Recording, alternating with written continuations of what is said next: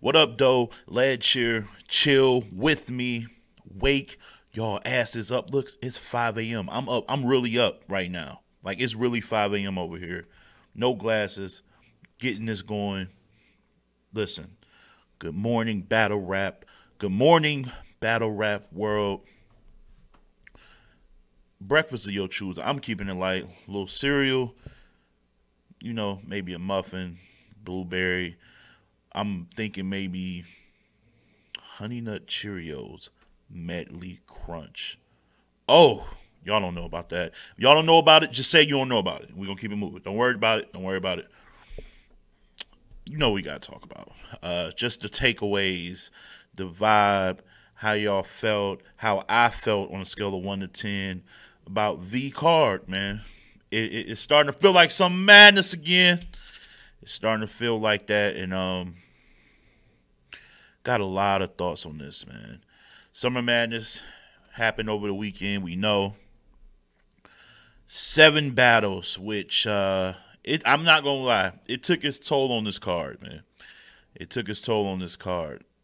I feel like when you got that many battles and you have to space them out because you got to do kind of, take into account the production side and elements to it with like, you got black hosting, you got to get certain people on and off the stage, entourage, you're trying to get the order, make sure everybody's good, the mics, the engineering, you have to take all of that into account. So you knew that we was in for, and I knew that they knew it would be quite a long day because they started at 4 p.m. Eastern Standard Time. So, they gave themselves a lot of time. I think it ended maybe 10, a little after 10, maybe 10:30, 10:40, somewhere up in there. Somewhere around 10, after 10 p.m. So, a lot of battles. The energy from the energy in the crowd from the first battle to, I would say, maybe the fourth battle is when you can start to see fatigue set in, and they had to call some audible. Shout out to URL, man. URL, salute, man. They made some audibles with those last 2 battles that was well needed. It ended on a high for me, so it did end on a high for me. Scale of 1, I'm in like 6.57 range. And again, when I say this time and time again, the leagues, Smack, Beasley, Chico, on paper, they did their job. Now when it's game time, it's up on the battlers. I don't want to see y'all blaming Smack or Beasley or P or anyone for the performance part of this ordeal when you got someone booking you and then you go out there with the product. It's all up on you now. You got months to prepare, weeks maybe, but still you got time to prepare. So it's not on the league after that. It's we giving you opportunities. Summer Madness, you there. I'm gonna just give you my winners in case some of you guys don't be on caffeine. I don't want to be naive and assume y'all pay attention to what I do there. So I'll just give you another rundown of my winners. Obviously, the judge battle was a judge battle, real name with a 30, dirty 30. I had Lou Castro edging Arsenal. Easy in chess was just so good. I won. Fuck that. I thought Hollow pretty much won every round versus K-Shine. I thought Cal edged Geechee rounds 1 and 3. I thought Reed beat Mook in a very forgettable battle. And I thought Surf pretty much got John all the way up out of here.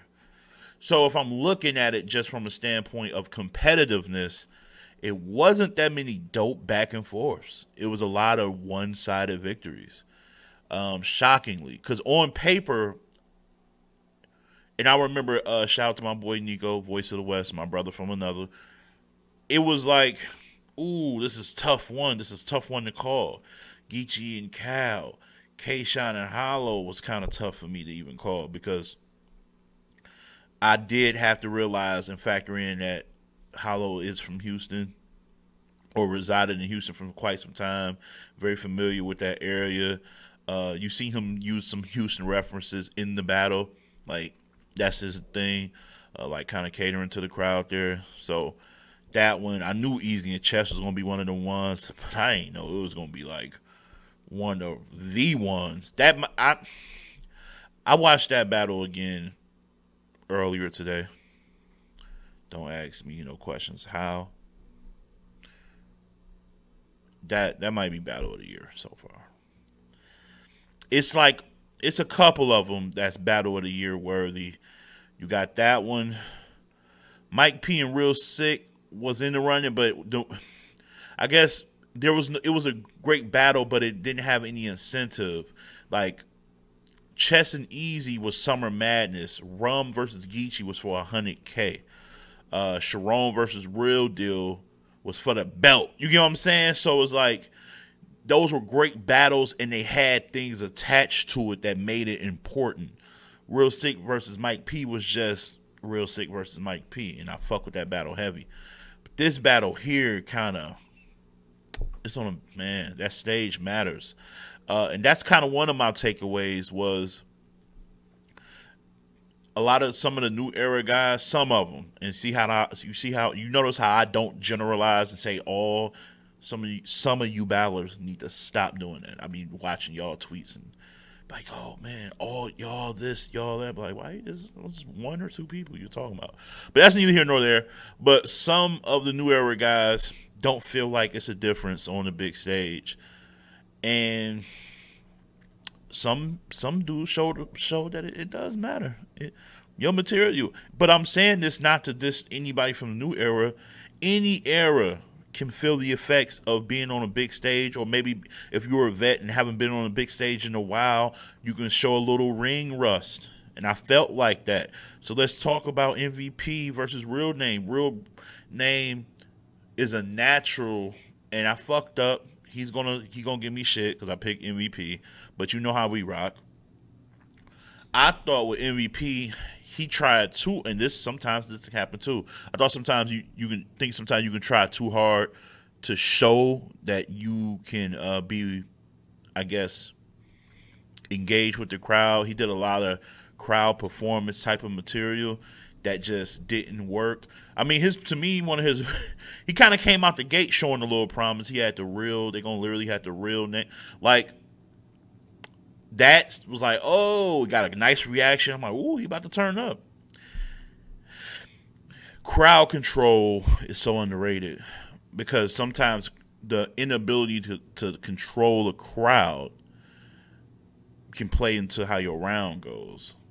So if he got a nice reaction for that line, but he was fighting uphill just to control the crowd, like that was his own individual battle, because he would like start and stop and have to repeat and reset, and then before you know it, you kind of like lose placement, and he was a little choppy for most of that round.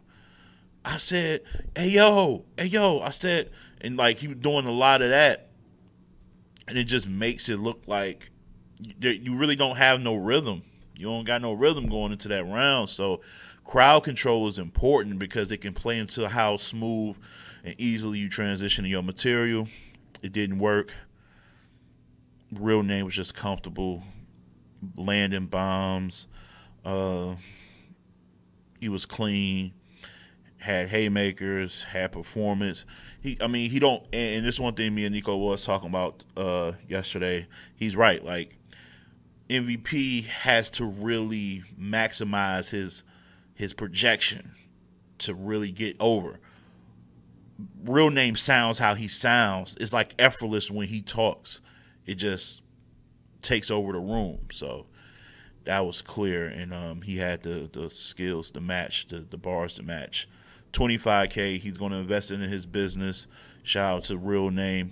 Probably couldn't have went to a better dude, to be honest with you, because at least he's already on record. It's going in the right place. It's going towards some things that's towards his business that's he trying to, take it to the next level and help not only himself but people around him. So money's going to a real solid brother, man. So salute to real name, and the West got it, man. The West beat the Midwest in this one for sure.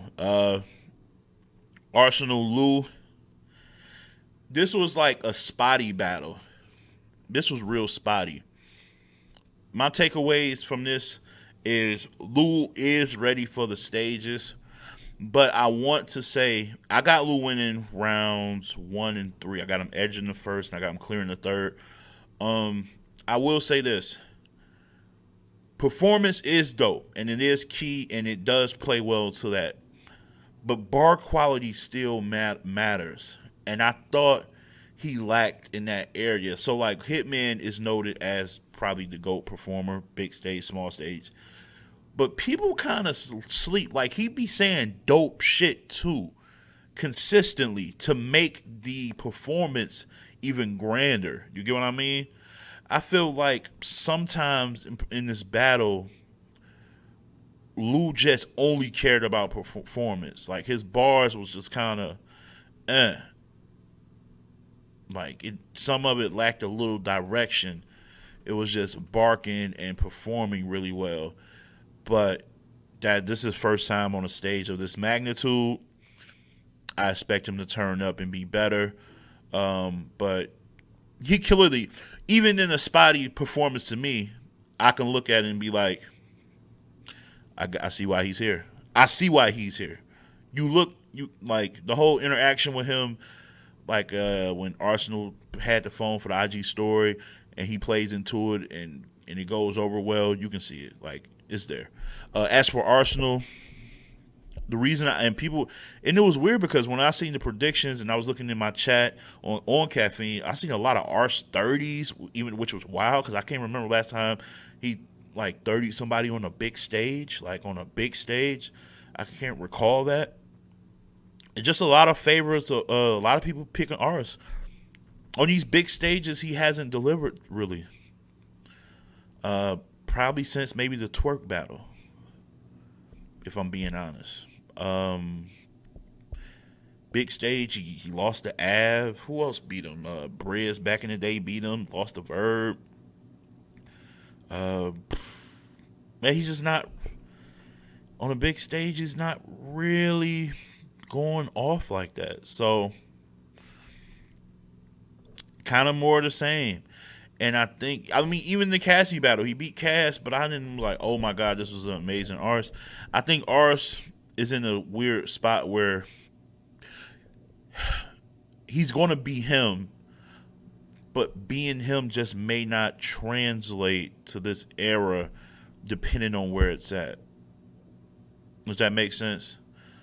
Like the whole being disrespectful, rapping really well, but the substance within the raps isn't really something heavy. Like, in a small room, it probably goes over much better. On a big stage, it just wasn't effective. So I would say go back to the drawing board, but who am I to tell Ars to go back to the drawing board? Like, he's going to beat Ars because that's what got him legend status. That's why he's on a lot of Mount Rushmores. It's just, I guess he got to find like a balance in between what he does and what kind of the newer supporters of battle rap is kind of into. So he'll figure it out. Chess and Easy deserves its own segment somewhere. Like that shit. Chess and Easy, bro. Let me say something about chess. My takeaways is I've found out something about myself while watching chess battles now. Because I don't have a favorite battle rapper, and I never have, and I never will. But I can say when Chess is at his best, he has some of my favorite material like ever. Y'all get what that? Do that make sense to y'all? Like, I don't think he's the best. He's not my favorite. I don't have a favorite. But when he like some of my favorite lines just come from him, like the twerk battle, that second round, like, you know, how you gonna be strapped in, like, you know what I'm saying, like, because people always bring up twerk, right? Like, he's so dynamic, like the performance, but he's also a writer, a pen. Chess really, if you really look at it, it's in that same light. That's why that battle was so good. Go watch Chess versus Twerk on the app, or that battle. Battle might be on YouTube actually, but go watch that battle. Really dope battle. Similar like dope attributes. Like these are Chess is a pin guy who can perform, but is also aggressive and talk street shit. It's like the perfect storm. So, but he's also smart. Like, and he knows how to break certain subjects down. So when he got like when we get a complete Chess, particularly when he lands a bomb or a haymaker, that shit just that easy come, easy go line. When he got into that sequence and flow, what shit, bro? The shit. But then easy. People always say, oh man, we want niggas to be versatile, one trick ponies. Y'all not listening, bro. Is he talking that street gutter, like, crack era type lifestyle? Yes. Does he talk about it a lot? Yes. Do I care? No. Cause and I always say this, y'all tried to ruin Rum Nitty. Rum Nitty's the best puncher in the world. So I don't care if all he does is punch. If you're the best at it or in that like 98, 99%, keep doing that. This is a very short list of people that can talk that type of talk that Easy talks. So until there's like a fucking field of those guys, Easy, keep talking that shit there. Don't change for nobody. Cause they gonna do that. Cause this is what's gonna happen. It's gonna happen just like with Rum. A couple of battlers gonna keep using that angle, like all he does is punch. You're gonna have battlers keep talking about Easy. All he does is talk about drugs. So what Fine say when they say all I do is punch. Well, nigga, block it. If you can't block it, you got to shut the fuck up. Like you got to. Bro, the shit. What did he say? What did he say about came in as Christina, left as Madonna when it got touched for the very first time? Oh my god. When that battle drops on the app, that better be one of the highest viewed battles on that fucking app. And y'all bet not be one side. I bet not see 3-0 for anybody in that battle. I don't give a fuck. Give one of them a round. Find a way to give them a round apiece. Find it. Or I'm going to find it for you. Don't play. We not doing that. That's all I got to say about that. So we had that matchup. Hollow versus Shine was a battle that went totally different than what I thought. I did not expect that. I didn't expect that at all, to be honest with you. I thought that, and I feel like Shine didn't really do anything he didn't do anything out of character. I just felt like the crowd was maybe just done with battle rap for a minute. Like, because you got to think, that battle actually happened after Surf versus John John. So you had Easy and Chess tear the roof off the place. Then you had Surf versus John John, and the energy was gone. And I'm only going off the order of the flyer, but if we want to talk Surf and John John, there's really nothing. There's really no strong takeaways from that, other than just leave Surf alone and let him stay where the fuck he's at. Like he kept saying, like he told Smack, you better leave him with a foot. John is really dope, but there's certain levels that he just won't be able to beat. Like is like he, yes, I know people gonna go back to the Hitman battle, but Hitman is more complete of a battler now than he was then.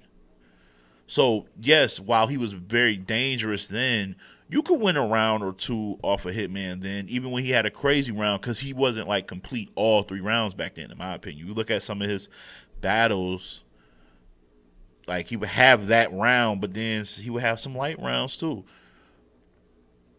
But my point is, John not beating. I don't got, like, if you said right now, who's like considered elite right now, like going like a legend in Surf, people consider Surf a legend. If John went against DNA, picking DNA. Now I don't think they will ever battle. But if he had to battle DNA, picking DNA. If he like rematched K-Shine, I'm picking K-Shine. He had to like, he had to rematch Tay-Rock, I'm picking Tay-Rock. There's just like these tiers of guys that I feel like his material is centered around him, like especially when he's the senior in the battle, he can kind of young, like little boy you. But what happens when you're aiming up? It's weird because he's in that spot where he's aiming up, but he's still a vet. So he kind of comes in with just like at a deficit, and it is played. It was like hit the material John had. You couldn't tell it was a grudge match. There we go. That's what it was. The material that John had didn't feel like it was a grudge. It felt like this was just a you paid me to battle him, I'm gonna battle him. This didn't feel like I got a lot of shit I've been waiting to say to you. There we go. That's what it was. I got a lot of shit that I want to say to you that I've been waiting to say to you, and you gonna. It didn't feel like that at all. It felt like Surf had been waiting to say this shit to you. And that's what he did, bro. That's what he did. Opening line about, I still got bullets in me. You know what I'm saying? Like, I got rounds in me that I still won't be able to get out. Or however he said, I don't want to butcher the line. Like, that shit hit. As soon as it hit, I'm like, oh, if he in this bag, it's a wrap. He stayed in that bag pretty much all 3 rounds. The fact that he had a third and said, Smack, you want one more? All right, I got you. Stay there. I said, oh, shit. You might as well close the door. Like, hello, darkness, my old friend. Like, it was a rap, bro. It was a rap, man. John. There was something that caller, D. Cherie, shout out to her, said that he does where he, like, over-accentuates the line because he feels like we won't get it. So he's, like, stretches the words to make sure we follow along with the scheme. And it just... No. Just stop. Gotta stop doing that. Like, it comes across like amateurish. You just can't, like, I don't know. Like, some of the angles he took have, like I said, you can redo an angle. But if you're going to redo it, it got to be better. It got to be better than whoever else did it. So, bringing up him getting shot but not having his, like, prep for rounds and things like that. Geechee said a lot of that. Geechee said a lot of that already in their big stage battle on Gnome. Like, it's just, yeah, it felt uninspired to me. Uninspired. Like, I don't know, maybe it was a lot going on that we don't know about behind the scenes, but it just felt a bit uninspired. I see a couple of people in the chat was trying to give him the second. I watched the battle back again. No, absolutely not. He lost very clearly. Solar system shit. He's out of there. My takeaway from that is I feel like some people just got a ceiling, and some people have a limitless ceiling. Like they're like it's no limit to where they can take it to when they're at their best.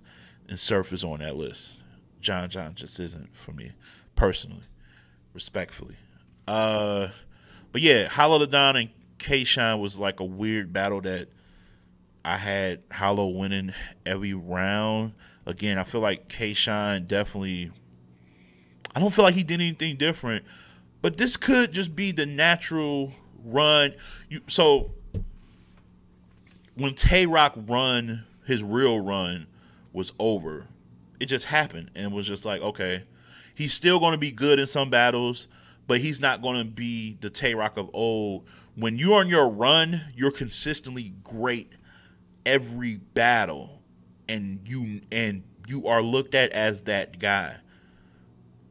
But if you whatever loss changes that for you, you kind of never recover from that, but you're still good. Like that's why Tay Rock was willingly, he got it, bro. He passed the torch to Geechee. Like it's his time now. I'ma still be good though. I'ma still be Tay Rock, but I'm not on that run right now. It's not for me. This is Geechee's run. Have it. I had my time with it. I think that might have happened with K-Shine after the Chilla battle now. Because really, it's because people look at the Chilla battle, but it's really the battle before, in the battle he won versus Pat Stay. Whereas Pat Stay, then Chilla, now this battle, it kind of stamps that his run, and he had like a 2-year run to me, where I don't have him losing more than one battle, maybe. And that's a maybe. So I'm talking about, so when I say run, I'm not saying he's finished. Please, I feel like it'd be weird. It's weird and funny how everybody can listen to the same thing and still like hear it different. So please get what I'm saying. His run as the main guy might be done, but he's still going to be dope in battles. Please, I feel like I might have to clip this and like, because I feel like somebody's gonna be like on Twitter, yo, bro, so do you think vacation? Yeah, Adam and shit do some weak shit like, damn, bro, so you think at K-Shine is done? Like I can anyway, but no, I just think his time is over on that streak where he was the main guy, the head honcho, not losing battles and being like the one that everyone was chasing. I think this kind of put a stamp on that, because I feel like if this material was said during his run, it would have been received much better. Because I actually like some of the shit he said in this battle. He had some lines that were nice. It's just for whatever reason, again, could be crowd fatigue. I don't think he lacked. I don't really think he lacked anything. It just, I don't know. I don't think he had much to say. Sometimes it just goes down to like, I don't really have a lot to say to you, but I'm going to manufacture some shit because I got paid to. You a legend. I got to try to get you up out of there. As for Hollow, my takeaway is he's just clearly better on a big stage to me, because it gets to showcase his versatility and ability to engage with the crowd. It kind of shines a light on some of his stronger attributes, performance, comedy, and things of that nature. Can't really get, and it don't really hit the same. Trying to be humorous and freestyle and get into that type of bag and have kind of like this play along with the crowd. When you're in a smaller room, you gotta be a little more locked in, focus on the writtens, and having everything tie in and be really super cohesive, where you can be a little more abstract on a big stage, because you can break out of whatever you got written, play to the crowd and things like that. He was just more comfortable, it felt like. He was more comfortable to try different things, take a little risk, and it paid off. It paid off. So my takeaway is there's clearly a difference between big stage Hollow and small room Hollow. So I would just only call him I would only call him in for big stages against big time opponents. So that's my takeaway from that one. What's the other one? Takeaway from Cal and Geechee. Let me say that one for last, because Mook and Reed, bruh. That shit was like two uncles in those those the Uncle Classic traditional barbecue sandals. The little leather square joints with the like little strap at the back for the heel. That's some barbecue sandals with the khaki shorts, a white tank top, but you still got like a buttoned up, unbuttoned t-shirt, and you got the cigarette hanging, like dangling, and you on the grill. That's what that was. That's what that shit was. They was just hanging out, kicking it, airing out dirty laundry. That's what that shit was. You never scored 50 on me in the game. Man, your team was some scrubs. Hell no. Like, it was on some shit like that. Like, you used to get locked up. We can go right now. We can go out. We can take it to the back right now. We can go hoop right now. I can't hoop right now. I ain't got no air in my tires. That's that type of shit. It was just some old uncle shit, man. It wasn't good. My takeaway from this battle is Mook got to find out what Mook he wants to be. Mook got to find out what Mook he wants to be. Plain and simple. Does he want to be like against Verb, where he wanted to showcase his pen more, where it was more like schemes and more punching and word association shit? Or does he want to be Old Murder, where it's a little bit of gun talk and it's heavy punching and it's like witty shit? Do you want to be this whole like complex superior angler that you try? Like, I feel like he don't know. Like, he's tried different bags for different battles, which is cool because sometimes you got to be a chameleon to your opponent, but at the same time, if you got a set skill that works every battle, stick to it. Like, I don't know. I was shocked that he didn't kind of cater to, like, he's been on big stages forever. He's like, I'm just shocked he didn't have his material kind of catered for what the crowd can enjoy, but he can enjoy too. I feel like this was a very selfishly written battle, if that makes sense. Like, I don't give a fuck if y'all fuck with this. This is written because I love it for me to him. And on a big stage, it can't go like that because it's just going to look like, bro, what is he talking about? It's like, you get what I'm saying? It's like a secret that only you know, and you're speaking in code. Yeah, that's a good way to put it. It's like you're speaking in code, but you're speaking out openly in public with it. But it's like it's like an inside joke that only you and a few others know. Nigga, fill us in. We want to laugh too. Like, that's why I feel like his material was. With Reed, I think some of Reed angles was a bit dated too, but he wins based off of, first of all, he got the stronger, like, more powerful commanding delivery. I thought him being a little more direct and less complex actually worked in his favor. Well, Mook was like talking about how simplistic he was, but to win in the building, simplicity is key. Unless you're Lux. Lux get away. He can be complex as ever, and niggas will pretend like they got what he said. So except for him, simplicity is key. Reed won 3-0.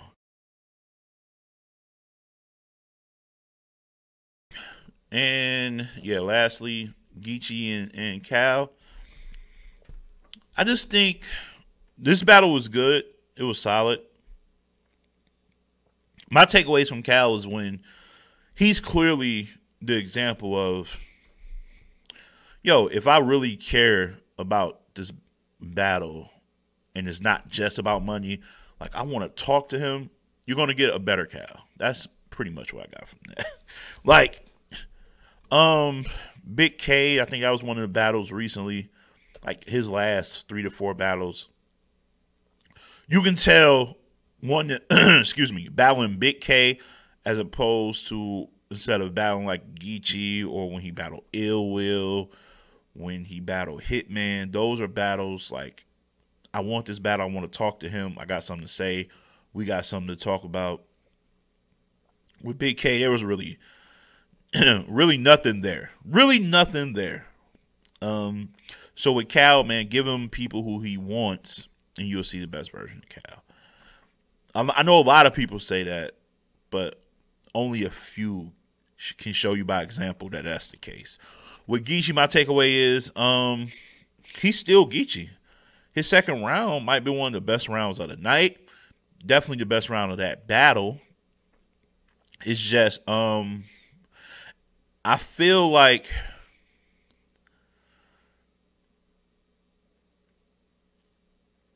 I don't know. I just feel like he got so much going on that it might have just excuse me, that was wild. That was wild. No, I feel like it might just be this battle was placed at a bad time for him. That's all. Like he's usually and he's still great at managing time. He got no studio. He got no studioing. He got his own league, the Riot. I'm sure he got other battles lined up. He got his real life. He got engaged sometime this year, I believe. I forgot, it was like a holiday or something. Like he got a lot of shit on his plate. I just feel like he's hosted shit on URL before. Like, so I just feel like he really just got a lot of other things going on. So the placement for this battle, he just couldn't get. They got both of them. Cal and Geechee had some type of after party lined up. So I'm pretty sure you got calls for that and all. So it's just a lot going on with him, and it really only reared its ugly head and like for the third round. The third round is where I'm like, I was worried for Cal, to be honest with you, because I'm like, his second is so dangerous, but his third usually is the powerful round to get you up out of here. So to me, it was about to look like a clear 2-1. I was like, Geechee he got the second in the bag, and it's about to be a clear third. But he was very choppy, and he's usually really good at covering up when he's like losing placement. But it's kind of noticeable if you watch some of the Geechee battles when yeah, make him rap though. Like he's buying a little time. He's saying yeah a lot. You can tell if you watched a lot of Geechee battles. I guess he just didn't cover it up as well this time around. And then the material that he did get out, it wasn't strong enough to kind of mask that. So, and then Hitman. And then Cal's round was good, but it wasn't. It was a very beatable round, very. But the stumbles, the choppiness, can't give you that round, especially when Cal did have some bars in there. He had a few. Like I said, he did just enough to get that third. I got him one. But my takeaway from Geechee is just he's still Geechee. I just felt like sometimes, and it's going to happen when he's got so much going on with him, sometimes we have to acknowledge that. He's not one of the regular battle rappers who just battles. They might have something going on, but he got a lot going on. He's like a man of many hats, bro. So we're going to have to start, and I don't want to use it as an excuse or anything, or like where it kind of sounds like that. But no, it's got to be real. You got to take certain shit like that into account. You're not going to get A1 Geechee every fucking time. And, but if you're getting it 9 times out of 10, which he has delivered 9 times out of 10, I don't think you can complain too much, to be honest with you. So you just gotta deal with that. But that's my take, man. We're gonna get into King of the Dot and some controversy. King of the Dot season, man. It's really season, man. King of the Dot season 1 rolls on East Coast. The battles went down. I was out working, so I didn't watch it live, but I was able to watch it because I am subscribed to King of the Dot on Twitch. Oh, also, let me let y'all know something. If you are a Prime account user, Prime Video, all you got to do is sign in with your Prime Video account, and you get to rewatch those Twitch battles, the King of the Dot season battles, for free. Don't know if you guys know that. Don't know if you know that, but you should need to. So if you got Prime, I know there's a lot of Prime users. Just sign in with your account, and you in there for free. You get to watch all the joints on VOD that you miss. That's what I did. And yeah, back to the screen. You had Danger versus Drake Dennis, Rosenberg, Robert, City Towers, the debut of Enes. Well, the debut of Drake Dennis as well, since Math had to leave the season. He finally got the battle, but the debut of Enes replacing Math against Dub the Phenom, which kicked things off in a really dope way, man. I thought that battle was really good, man. And Dub he's so underrated. He's good at a lot of things. He's good at just rapping. He's good at punching. He's good at like a bit of like sometimes he just have like a vivid story street line that kind of resonates. He's good. He's pretty well rounded, and I ain't really seen a bad performance from him since he's been involved with King of the Dot. I mean, even back to his battle when he debuted against, I think it was Reverse Live last year. I was like, him, and I've watched him before. I watched him on leagues, on the smaller leagues before. To me, he just raised his game, man. And Philly should be proud. Philly should be proud because he's holding it down. He went against one of Philly's legends in Enes, and Enes came with fire, particularly in the first 2 rounds. Third round, I feel like it's nothing to talk about, honestly. I feel like he ended his round short, and before it was pretty light. Thought Dub got that one. And to be honest with you, I thought Dub was going to lose. Like when I'm considering who the judges were, and just when people make their debuts, especially somebody like Ness, who's a legend, and we ain't seen Ness like on this stage in a minute, you worry about, is his material, even if it's good, is it going to get the extra bump because it's Ness? You get what I mean? So I was kind of worried about that with Dub, but they voted for Dub, and I agree. I had him winning rounds 1 and 3.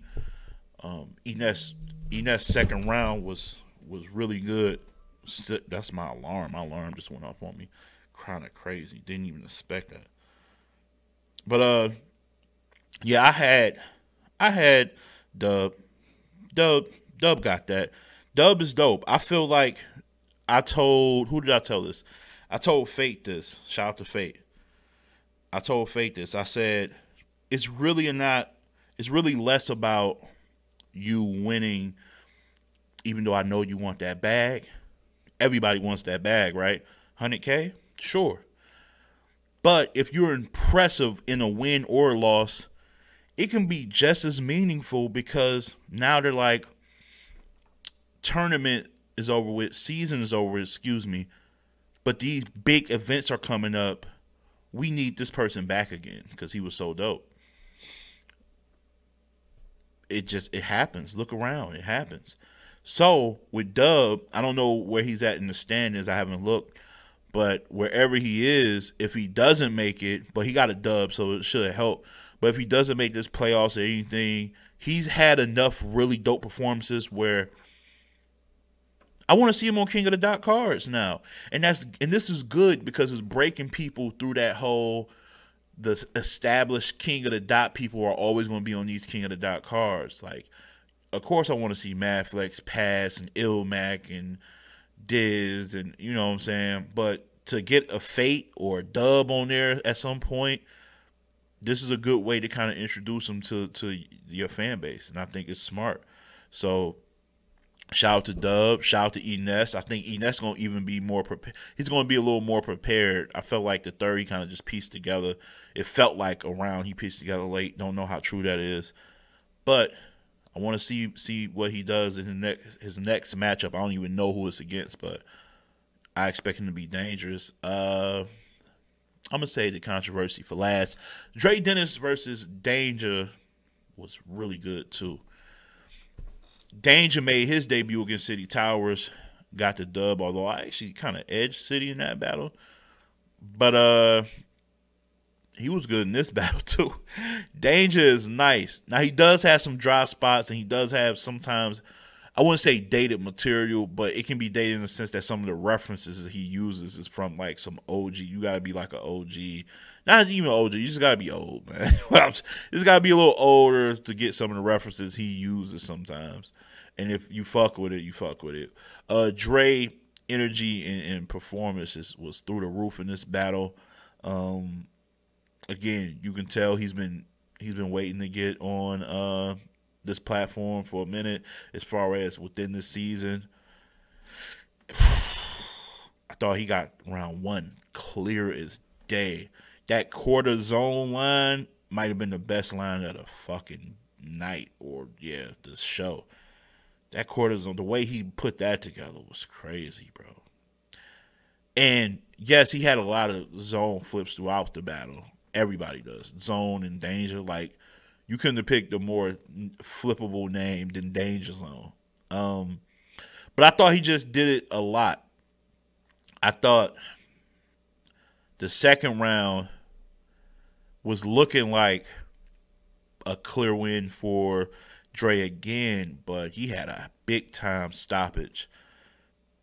And if we're doing this judging shit, you gotta be clean. And we'll get into the other battle that had that mishap. Got to give Danger that round because Danger was good in that round, but he went so Danger went first obviously, and after his round, I was like, this round was better than his first, but it's still beatable. Dre was beating that round and then fumbled the bag, so you got to deduct points and give the edge to Danger. Third round was close as shit to me, but I still thought Dre did just enough. Some of the lines, I felt like about time we got to the third, though, some of his Danger joints wasn't like the break the glass and like for Danger breaking the glass in case of emergency. I feel like I heard somebody say that before. Matter of fact, I know I did. I'm gonna find out who said that too and tweet it. But yeah, it was good. He edged it. It just Danger. I feel like his third started off really well, but it ended kind of light to me. But good battle nonetheless. Man, let's just talk about it. Rosenberg Raw, and I didn't suspect this to be a battle to have like controversy and be the most talked about. But Rosenberg Raw versus City Towers. The battle. The winner of the battle was declared to be City Towers. Watching the battle, round per round, it was clear that Rosenberg won. It was clear to me. Which is why I don't know what the judges, some of them, and this is why I don't want to be a judge, because you see how I had to rephrase and say some of them. So, like, you could have picked... See, this is why I don't want to be a judge. This is why.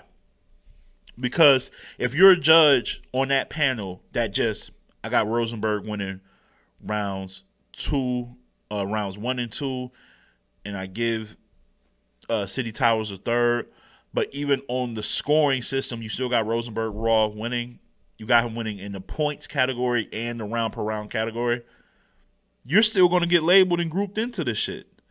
They're going to say, y'all judges. And be like, dog, I picked. That's why, like, there ain't no I in team. There is an I, and I ain't doing this shit. Because that's why I wanted to, I don't want to be grouped in for bad decisions. Like, it's tough to really take that when you feel like you've made the sensible decision. So if you were one of the judges that made a sensible decision, I feel bad for you because it's still looked at as your fault as well. I don't know. It's difficult, right? Because based on how the judging system is, you do have to take extra points away a bit for Rosenberg Raw trying to freestyle at the end, which is weird because he had the round wrapped up. Like, why did so like so this was looking like a 30, right? And then he says he looks at City Towers. I believe he says, "What, you want more?" Like he had more rounds to give. I mean, more bars to give. And he goes. And I'm like, wait, why? Like, I gotta look at it like, why? Why are we doing this? What's the point? And he just fucks up badly. And not being clean can cost you in this tournament. I'm about to get real old on you niggas. I'm about to get real old. Felix Trinidad versus Oscar De La Hoya. Oscar, and this shit was so fucking crazy that they did not a documentary, but yeah, HBO Legendary Fights. Oscar De La Hoya versus Felix Trinidad in one of the more shocking turn of events, but not really shocking. Oscar De La Hoya was giving Felix Trinidad a boxing masterclass, right? All the way from rounds 1 maybe to, I don't know, 5 or 6 or whatever. So bad, just beating him clearly. Jabs, body shots, like fucking Felix, like clearly winning. His trainers tell him that he's winning, right? Like, yeah, you got this in the bag. So you know what he did? He started coasting. He started running a little bit. Not really wanting to fight. Playing around. And fuck around. And lost the match. He lost thinking he was up by way more points and rounds than he actually was. That's what this battle reminded me of. Rosenberg was so comfortable that he won that he forgot that points matter in rounds. And you started freestyling and playing around. Now, I disagree. I thought you still won the battle. I don't think it should have been that many points taken away. I don't think that many. But here's the thing. It's not even a points thing. There were judges who actually gave City Towers like more than one round. That's what's blasphemy. What round is... I seen... Who was Mike G? Oh, man. Never met you. I'm sure you're a world-class human being. You gave City Towers the first round. A round that he knows he lost.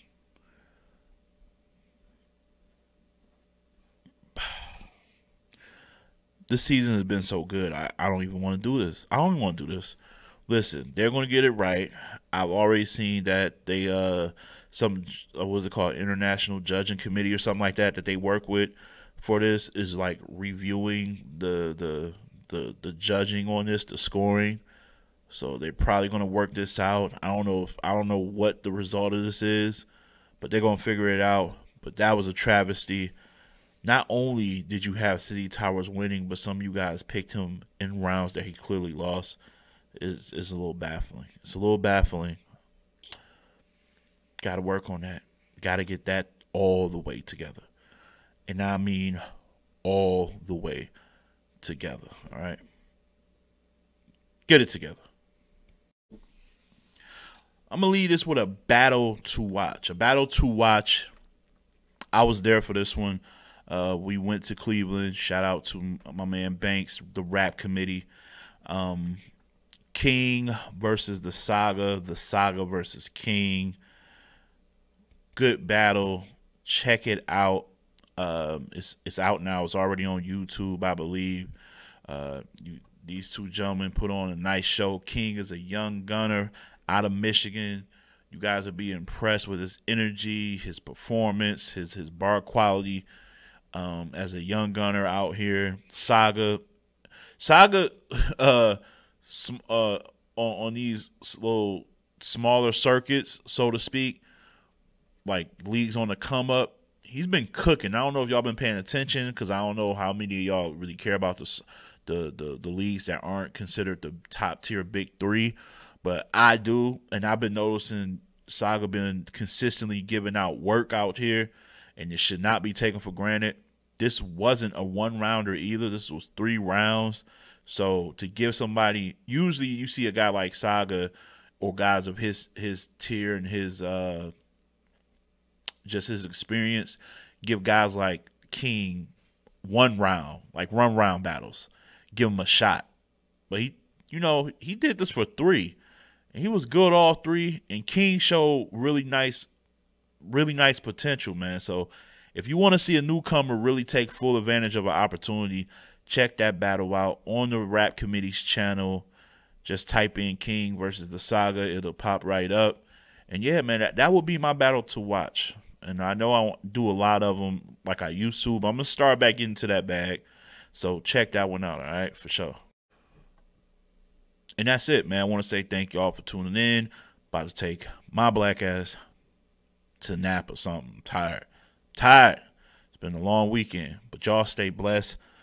More things to drop. We got a top 10 all-time greatest list. Top 10 all-time greatest list that me and Nico put together. Should be dropping on YouTube this week. So check that out. And as always, keep it battle rap. Peace and love.